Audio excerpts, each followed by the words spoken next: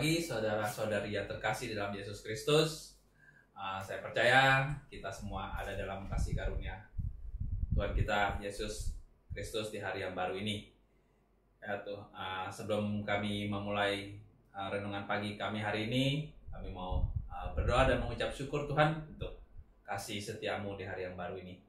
Bapa yang baik, kami mengucap syukur Tuhan untuk satu hari baru yang Tuhan tambahkan di dalam hidup kami. Dan kami percaya Tuhan Kau juga menambahkan berkat-berkat dan kasih karunia yang baru Tuhan di dalam hidup kami. Dan pagi hari ini Tuhan, kami mau belajar sedikit daripada firman-Mu Tuhan. Biarlah apa yang menjadi renungan pagi kami hari ini Tuhan, boleh menjadi satu kekuatan yang baru, boleh menjadi satu perenungan yang baru Tuhan, mengenai arti hidup kami di dalam Engkau Bapa, sehingga hidup kami boleh berbuah dan menjadi berkat buat orang lain Tuhan. Terima kasih Bapa. Hanya dalam nama Yesus kami berdoa dan mengucap syukur. Haleluya. Amin. Ya, selamat pagi semuanya. Di hari yang baru ini kita akan memulai hari kita dengan satu renungan pagi yang singkat yang saya beri judul hidup cuma sekali. Nah, kita sering dengar orang berkata seperti itu bahwa hidup ini cuma satu kali. Tapi saya kasih judul hidup ini cuma sekali dengan tanda tanya. Nah, banyak kita pasti sering dengar ya orang hidup cuma sekali, nikmatinlah hidup lo, lakukanlah apa yang lo suka. Nah, kan kita banyak dengar tuh kalau orang di luar sana berkata seperti itu bahwa kita hidup ini cuma satu kali di dunia ini. Makanya hidup ini harus kita pakai untuk menikmati segala kenikmatan dunia kalau buat orang-orang yang gak kenal Tuhan. Tapi kalau buat anak-anak Tuhan, hidup ini cuma sekali. Jadi pergunakanlah untuk melayani Tuhan dan menjadi berkat.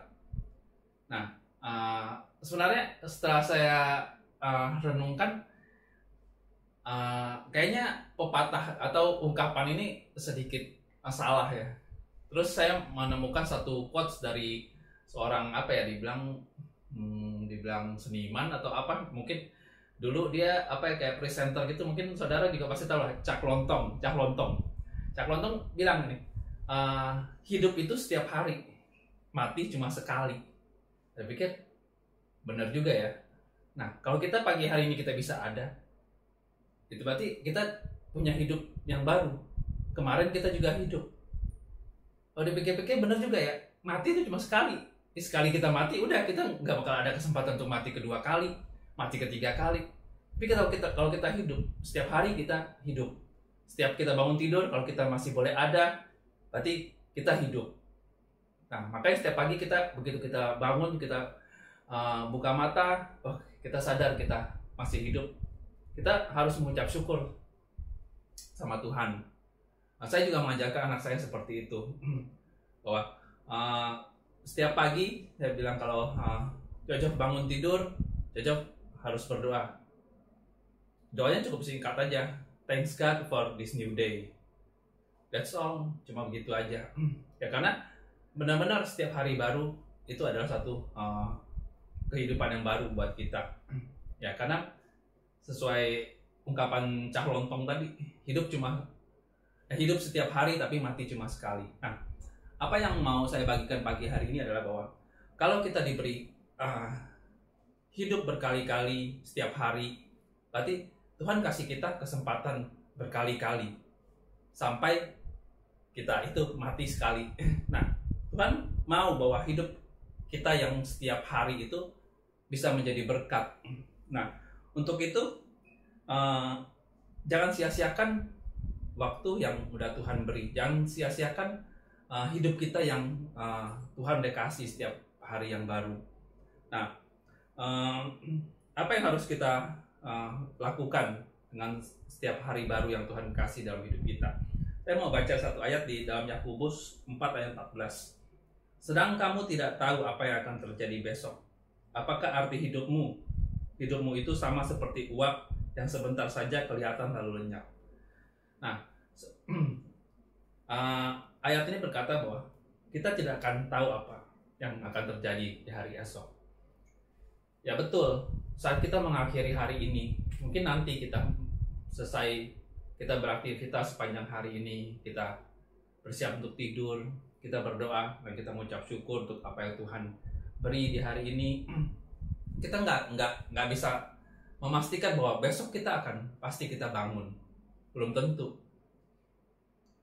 Kalau Tuhan udah tentukan bahwa hidup kita cuma sampai hari ini saja, ya besok kita belum tentu akan bangun lagi.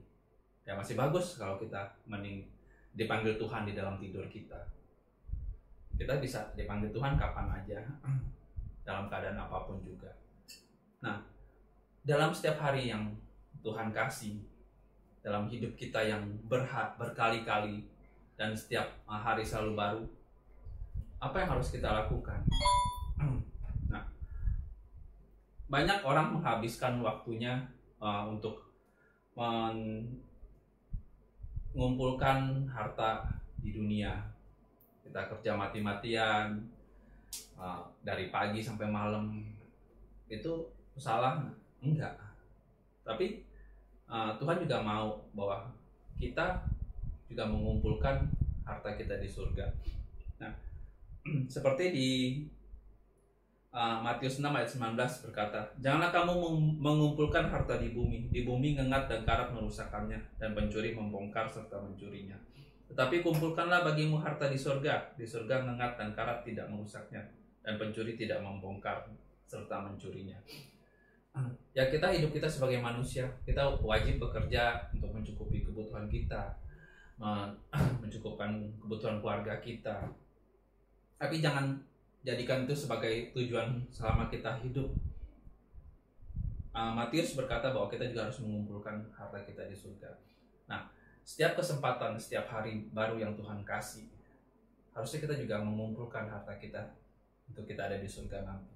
Karena seperti kita ada sering dengar firman Tuhan, Bapak Gembala juga ada menyampaikan bahwa hidup kita di dunia ini cuma sementara. Kalau kita menghabiskan seluruh hidup kita, seluruh daya upaya kita cuma untuk di dunia ini, nanti apa yang akan kita bawa saat kita dipanggil oleh Bapa di surga, saat kita pulang ke rumah kita yang sesungguhnya.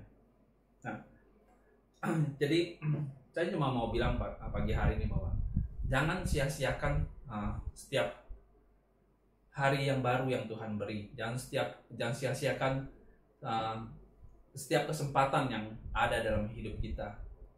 Kalau kita boleh ada pagi hari ini, berarti satu lagi kesempatan yang Tuhan kasih buat kita di dalam satu hari yang baru.